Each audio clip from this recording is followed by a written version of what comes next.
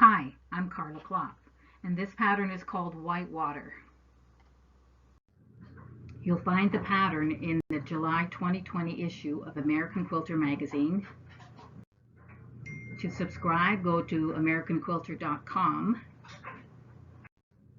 or you can go to our website to order a single issue. The pattern is listed right on the home page. You'll find a link under our newest patterns. I have a digital quilting pattern used on this quilt, and it's by Nancy Hack at Wasatch Quilting. The pattern itself has bubbles and waves in the color portions, and then the background is either a feather or a bubble print. So when you follow the link on our website, it'll take you to the page where you can order and then download the format that you need for your computerized quilter. Now the pattern is on page 24. When you open up the magazine, this is what you'll see. Love the way they did the picture. It makes me want to run out and get those cushions if I can find them. I've used the Northcott Shimmer fabric collection in the iceberg colorway. 5 of the 6 colors are the iceberg, and then my 6th fabric is just white. It can be any white, could have a print or not, it's your choice. Put a little swatch beside the fabric numbers on the pattern itself, so you'll keep track of numbers 1 through 6. Number 1 is called a dark teal, medium dark, medium, medium light, and light for the 5 colors, and then the background, number 6, is white. Let's have a look at the cutting chart, which is on the next page, I think it's page 26. Put a little swatch beside each of the numbers again so you don't get them mixed up. Notice that there are letters to the right of each line. I suggest you don't do all your cutting at once. Just cut it as you need it. And as you follow through this video, you'll see why. The block itself is assembled in units just to keep it easier for you. So the units are U, V, W, X, Y, and Z. The E piece is one of your cuts, your rectangle cuts. There's no assembly required for that E piece. See how it's indicated on the cutting chart? So take a minute, pause here if you plan on making this quilt, and just write those unit numbers beside the cut line. So Q for the 3 3/4 width of fabric G. That means the Q unit is going to require that particular fabric. And where it says block, you just cut them, put them aside for your block assembly. So I'll explain further as we go along, but it does help to put those letters there, and when you do cut your pieces, label them with those unit numbers. We're going to start by making the 4.5 inch half square triangles. Now this is cut size G. These are 3 3/4 by full width of fabric. And you're going to be making P and Q units, both 4.5 inch half square triangles. Your P units go in the corners of the block. 2 Q units together form the X unit. The pattern shows you the shortcut sheet method for making the half square triangles. You can make them the traditional way. You have enough fabric, but this is a really fast thing and you might find it fun. Just a few tips for using shortcut sheet methods. Check your seam allowance. The page 24 right at the top tells you how to do this. You might need to either go scant by moving your needle over in one direction or in the other direction. I've noticed that every machine is different. I have 2. One of them I adjust, the other one I don't. So I can't say for sure to go scant. You may or may not need to adjust your machine, but make sure to check. Always press your seam allowances open. This is how you get them flat and straight. I don't use steam because that sometimes causes the fabric to stretch. So I don't use steam for any of my pressing. And if you do have some interruption between making your sheet and cutting your units, don't hang them on a design wall. Depending on the fabric, there could be a significant amount of stretch just from the weight of the fabric. When you're cutting your strips, the width of fabric, these are going to be 3 3/4 high. Make sure you position your ruler so that the fold is on one of the straight edges on your ruler, on the vertical edge. Then you position it on the bottom edge right at the 3 3/4 inch mark. And then finally make your cut.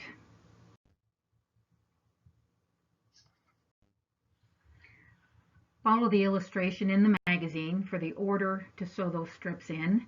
You're starting with a fabric 3, and then 4 sets of 6 and 3, 4 sets of 1 and 3, and that's your full assembly. Remember to press your seams open, very flat and straight, no little puckers. I usually check from both sides. Here's the finished sheet. You see how large that it is. It's certainly larger than your ruler. You're going to cut these on the diagonal, which is not an issue because you start your cut, slide your ruler along, and continue the cut until it's in half. You position your ruler in such a way that the angle, the 45-degree angle on your ruler, falls on one of the seams of your assembly. And you make that first cut. Slide the ruler along, position it on a different seam, and continue until you've cut your sheet in half.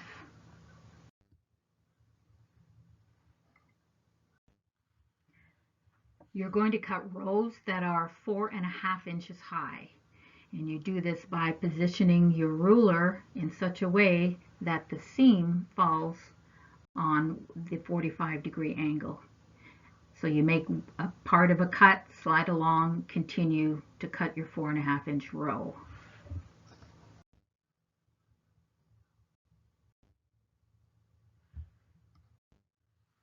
You can use any straight edge to cut your units apart. You're going to position the ruler at the top triangle and cut down to the bottom triangle.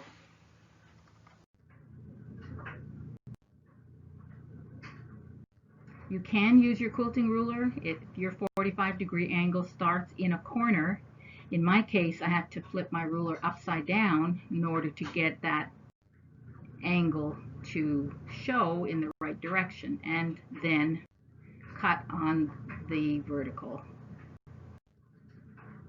I also have a small square up ruler, 4.5 inches, has a nice diagonal angle, so it's easy to use. Not critical that you have one of these. I wouldn't run out and buy it, but it does make it a little bit easier. From time to time, you may find a unit that's not quite the right size. You want to have that seam come down into the corner of the unit. So anything beyond that needs to be trimmed off. So I just put my trim up ruler down on it again and then trim that extra piece right off. And then continue down the row doing the same thing, position the ruler, make the cuts, make a single trim if needed. You're going to need 36 of each of the half square triangles. You will have extra because we're dealing with a full sheet, so you're dealing in multiples of 5 or 6, so don't worry about that. The few extras, you can put them in a cushion pillow if you want. Next, we're going to cut the fabric for the small half square triangles, and these are going to be 2.5 inch sizes. These are the H size cuts. For the T unit, the T half square triangle, we're using fabrics 3 and 4. The R half square triangles using fabrics 2 and 5. And the S half square triangles, they're fabrics 4 and 5. Note these strips are 2 1/4 by width of fabric. Then you're going to cut those strips in half to approximately 21 inches. This is where the half square triangles are positioned in our units.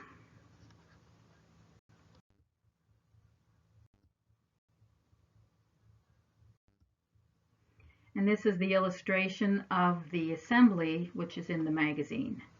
So it's illustration number 5.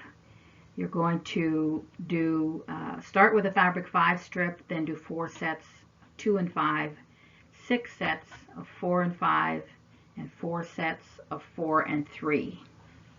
Once you've sewn them together, it's the same as you did before. You're going to press those seams open.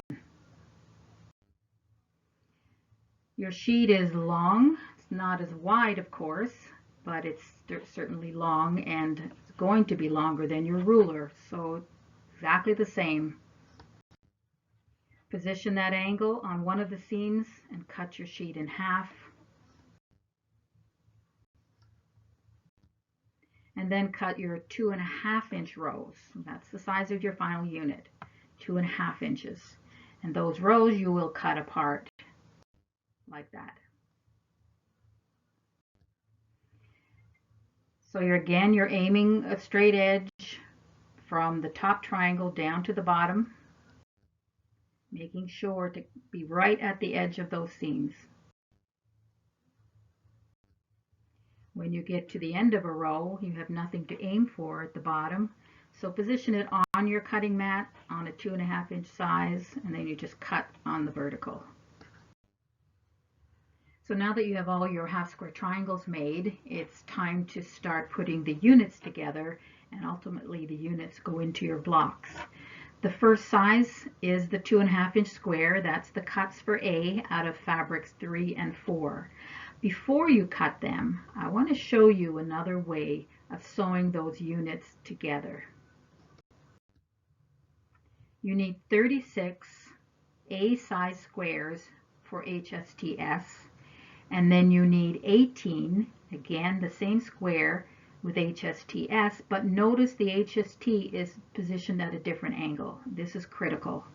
You also need 18 of size A squares in a different fabric for the HST T size. So pay attention to that angle. That's really critical. But instead of cutting squares, try by cutting strips and leave them as strips. I make it a little wider. I make them 2 3/4 instead of 2 1/2. I find when I sew my square 2 1/2 square, I sometimes get a wonky unit because my seam isn't exactly right. This is a way to avoid that. You can position 13 or 14 units on one strip and just sew them at the machine position as you sew. You get a proper 1/4 inch seam allowance that way. And then when you're done, you then trim them up to 2 1/2 by 4 1/2. It's a little more work. It's worth it for me. You decide if it's worth it for you. We're all different, I know that. You just want to get an accurate 1/4 inch, and you want to have a straight 2 1/2, 4 1/2 inch size. So then you're going to cut the rectangles for your size B, size C, size D, size E, and start your assembly according to the directions in the pattern. Notice the fabric 4 A cuts are in 3 places. The fabric 3 is only in 1 place, so you don't get those mixed up. Now when I was making this video, I was actually making the quilt again for the second time. I didn't want to use the same fabrics because I didn't want 2 identical quilts. So I used the deep blue sea colorway and added extra border to get a queen size.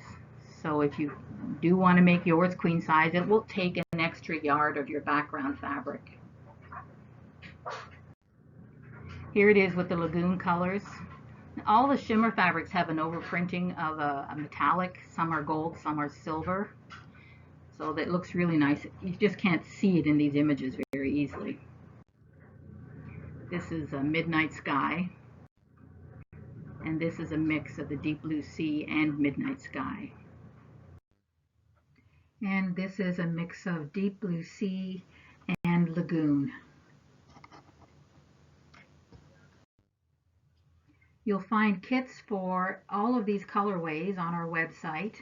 Just go to kitsbycarla.com and you can follow the links from the home page when you select the pattern Whitewater. Well, I hope you enjoyed this, and your challenge now to make this quilt. Go out and get your magazine, subscribe, or follow the links at kitsbycarla.com. Happy quilting, everyone!